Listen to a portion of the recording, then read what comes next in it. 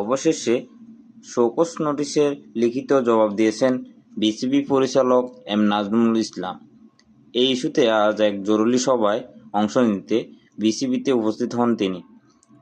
দীর্ঘদিন ধরে চলা বিতর্ক, ক্রিকেটারদের অসন্তোষ এবং কোয়াবকে ঘিরে টানাপোড়েনের মাধ্যমে এই বৈঠকের অত্যন্ত গুরুত্বপূর্ণ বলে মনে করছেন সংশ্লিষ্টরা।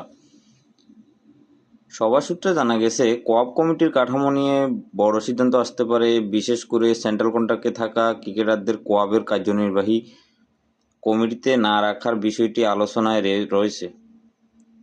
বিসিবির দাবি, এতে স্বার্থের সংঘাত তৈরি হচ্ছে, যা ভবিষ্যতে আরও জটিলতা বাড়াতে পারে।